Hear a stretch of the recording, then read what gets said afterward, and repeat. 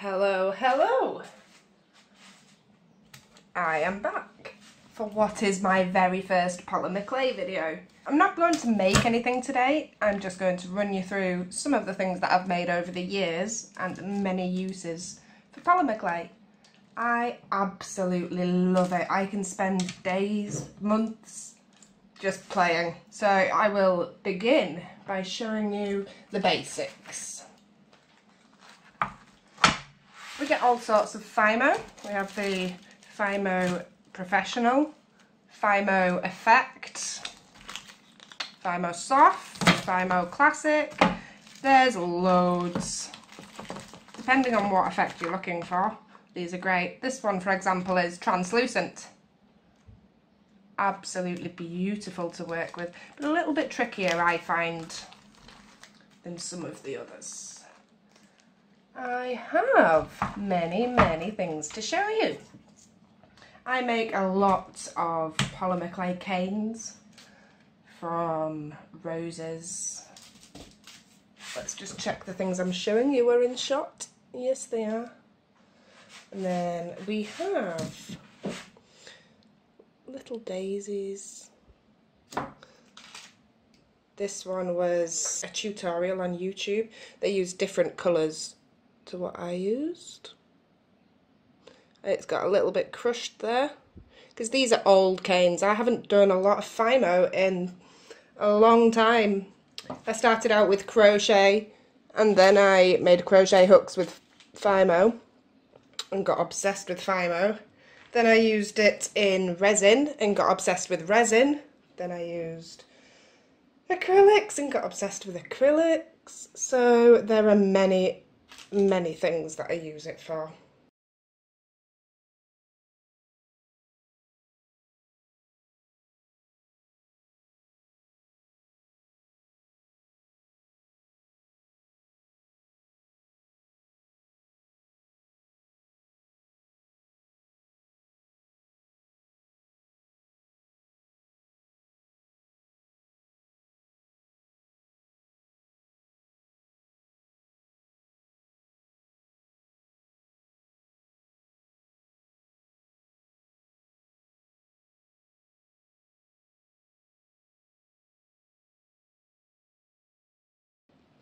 We have a lovely flower cane here.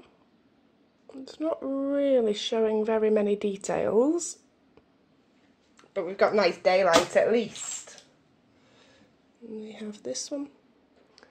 This is beautiful, but I'm not sure whether I'll reduce it into a petal cane. That'd make a really pretty flower. However, I made it with a wrap in mind because I use these sheets of clay and I use the slices of canes, for example, in the hooks. So this is a really dusty old hook. It's not even been baked. It would need a lot of work to bring this into line because I downed tools a long time ago when I had problems with my knuckles. So we have them ones. Then we have the condition that they're in once they've been in the oven, which is dark, dull, pretty rough.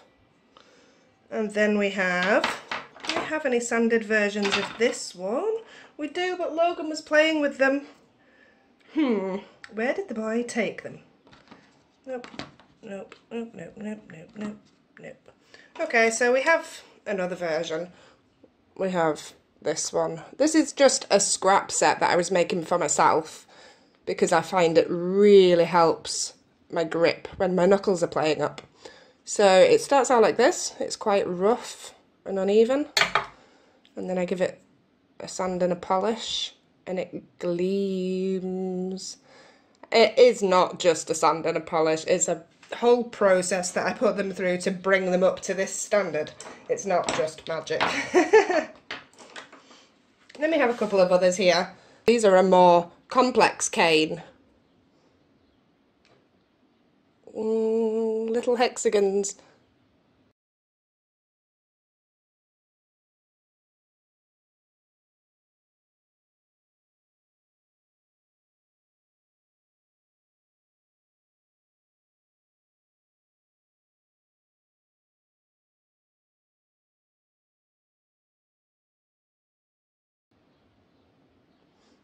gorgeous. And then I engrave numbers in them and sell them in massive sets. And even down to the scraps, I waste nothing. It's like this set here is, I don't know, a little bit alternative, I suppose. It's not got my usual pretty flowers. These were for a lady that I've lost contact with, actually. I will have to look her out. It was just like for a swap. So these were my scrap ends. And I blended them together in a technique that's called the Natasha blend, or something like that. And even they came out beautiful. Really different. This one kind of looks like mountains. So they still need another going over. They're not quite done, but they are quite sleek and smooth.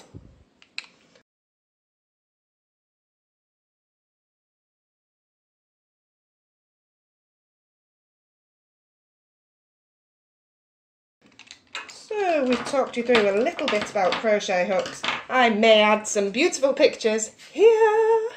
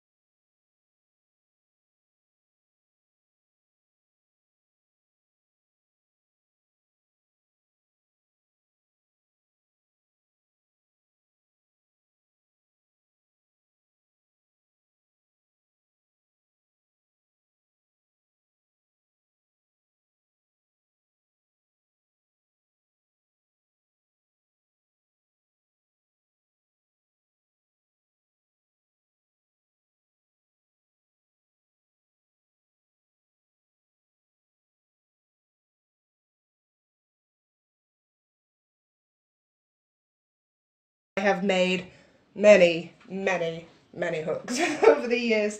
I have an awful lot of canes. I've got a great big tub full over there. I can't get them all out to run you through them. It would take forever.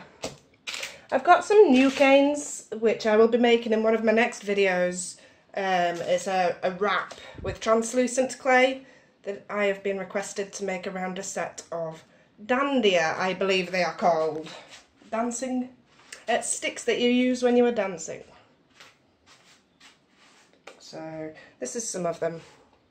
And the specifications were to be bright, colourful. So we've got a variation. There's another one over here.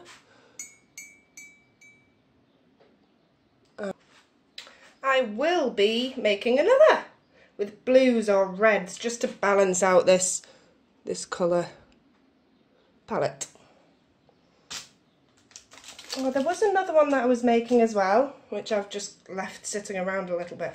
I'm trying to use up some of the canes that I've neglected And they're fine, they just need some work. We have this little piece just as an example to show you. It was a really basic old cane, and I've just squished a load of them together in a way, I don't know. It's pretty anyway. If I squished all these together, it would make a really nice orangey kind of sunflower. So we've shown you those. And then we have these beautiful little orange flowers. Now the poppies have always been my most popular flower choice. I cannot tell you the amount of poppy items I have made with these, and I'm still going strong. I position them, I believe so, the leaf is at 11 o'clock, depending on what the item is. But aren't they gorgeous? I'm not sure if you're getting the details of this, but it's really pretty. I've got a lifetime supply of these. Then after we've, oh no, I've got a couple more to show you. We have all kinds of roses and forget-me-nots and gerberas. I don't even know how you say that flower name, but somebody asked that I make them once upon a time. We have Christmas trees. That was the hexagon cane from the hooks. It's a bit squished because it's a bit old. But again, with a bit of work, that will come nicely back into line. I've shown you all of those. I will show you. I bake some of the canes. I will slice as is to use in sheets of clay that I roll out and wrap around an item. Some of them I will bake and slice afterwards. So these, they haven't had the full baking time. Can you see? Pretty pretty. They're tiny, and they're deliberately tiny. I sell some of these. If I sell them, now do excuse this mess, I dropped it. There's no way I'm organising them at the moment, but hundreds of flowers. Let's just see if we can show you one or two of these. There's a lovely one. There's a lovely one. The camera's probably not going to like this at all. Get off. Get off, get off.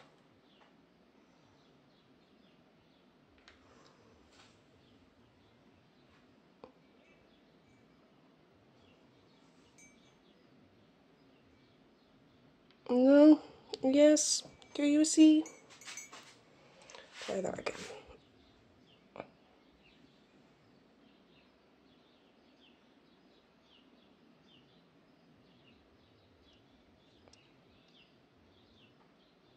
Yeah, you really can't see that, can you? Oh, let's try a... Oh, that's a slightly bigger one. These are my own. I use them to decorate all sorts of things. And that's pretty.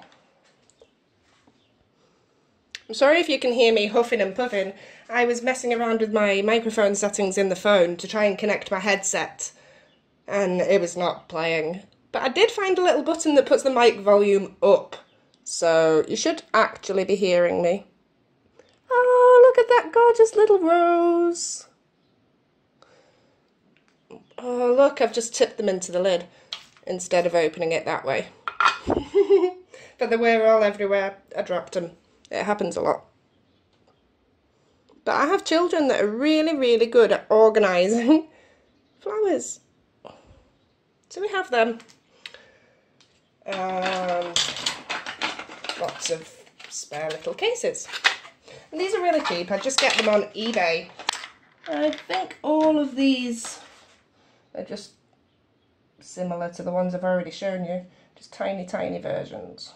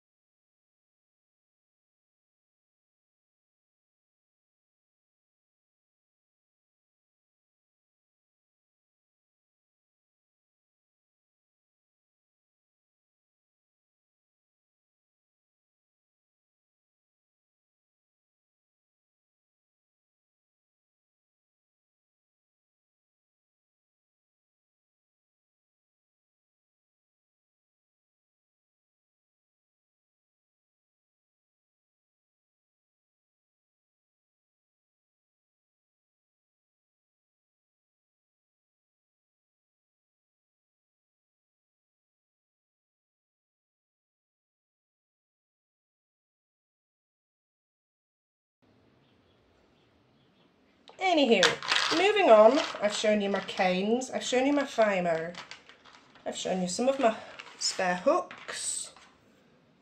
I'm going to take out a couple of these.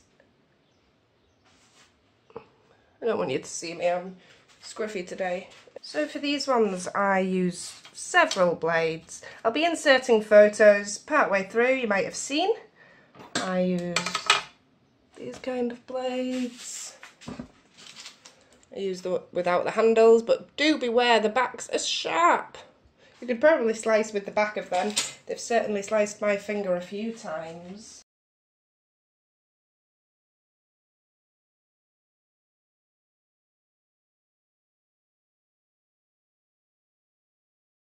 So I have, what do I have? I see. I have all these where I need them as sharp as possible because the Fimo is tough. Once it's been even part cured, as I tend to do for these little slices. Oh, come on, come off. I don't want you to slice my fingers off in the process. Oh look, there's a little bit that opens.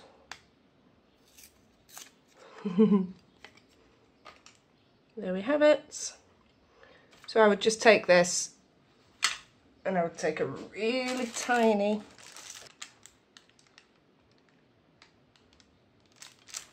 there we go.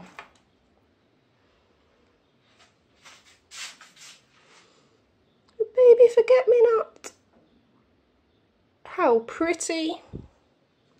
So I take these little tiny slices. Not only do I decorate things with them when they're raw, I decorate things with them once they've been part cured. I sell them as they are. I make jewellery, insert pictures.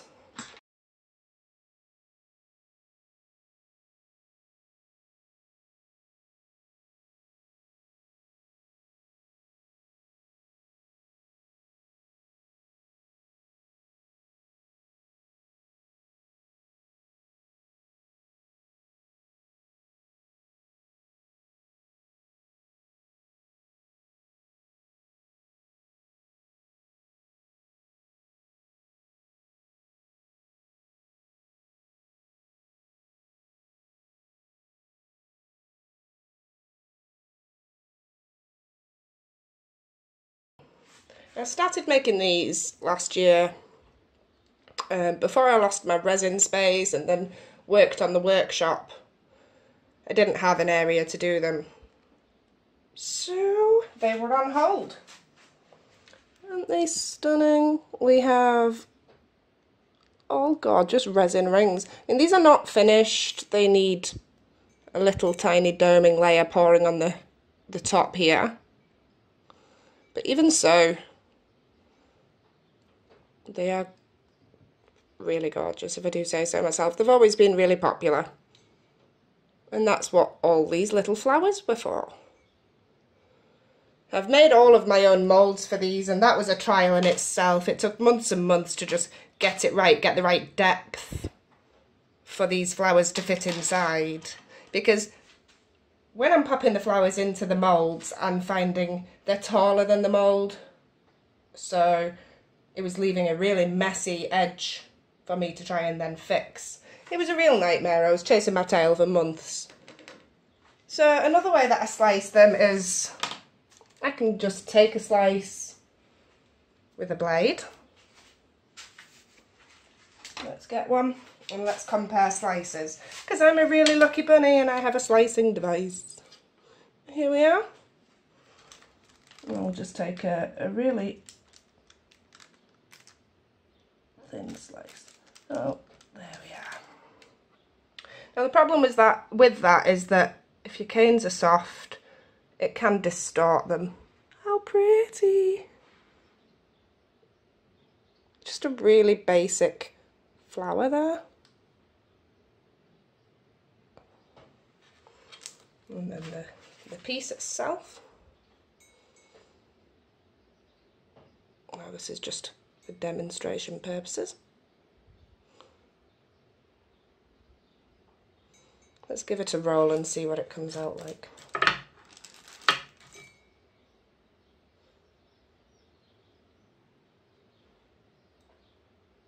Nope, it's just stuck. So even with a lovely silicone rolling pin, it's hazards of the game. I don't normally roll them out flat like that, but I thought I'd see if I could extend the pattern to show you a bigger flower. I've just torn it up. Oh, bye-bye. Right, and then the other way we have, I will take a slightly larger cane and bring in the Lucy slicer.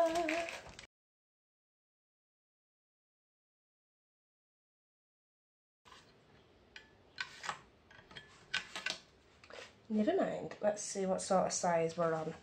So you can remove your safety magnet, place your cane right to the back board here, and then we have an adjuster, which you're not going to be able to see. There it is. This little knob here will push this board in the tiniest increments. There's a lovely little guide here that will show me. So we just unlock this little catch at the side, which you also can't see. Here it is. Locks that blade safely into place because it is obviously lethal. And it's really tight, so my children can't come along. No, it's not normally in the house, I just fancied a change. I'm not even sure why I'm in the house, since I've had another clear out in the workshop area and made a lovely space for me to do the Fimo. See, it's even got paint on it. Let's have rid of that. Right, so I will just ever so slightly lift the blade. See, it's coming away to your left, so I'll turn it the other way. My only issue, I suppose, is that this knob on the side doesn't have any markings, so that you can, I don't know. So you don't know if you're turning a half a turn or a full turn or whatever. I'm not sure why that bothers me, but it does. So this is not a straight edged cane, as you can see.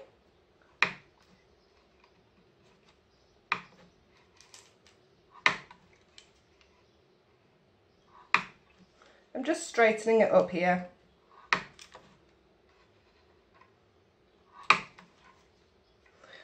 But even that will show you just how wafer thin this could be, if you so wanted. You see that I can't even pick them up, they're that thin. Do you see that? That is thin. Right, let's see if I can get a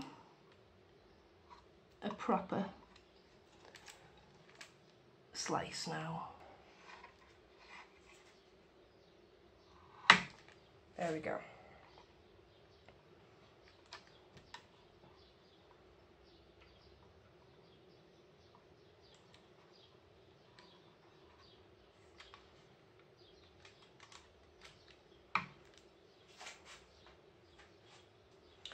That wasn't the best demonstration in the world for you there. I should have probably straightened it off in the first place. But there we are. A pretty little flower.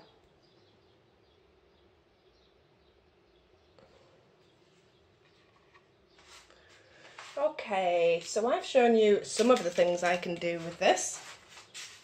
Now when you find, just sorry 1 second, away from me. It's a good idea to remember to lift the blade first, so that you're not scraping your bottom board. Now there were stickers and stuff that eventually came with this. I just haven't put them on. I like it white. So another problem, I guess, it's not a problem, but it's that this board will only push in so far. So if you see how far it wants to go. Doobie-doobie-doo, doobie.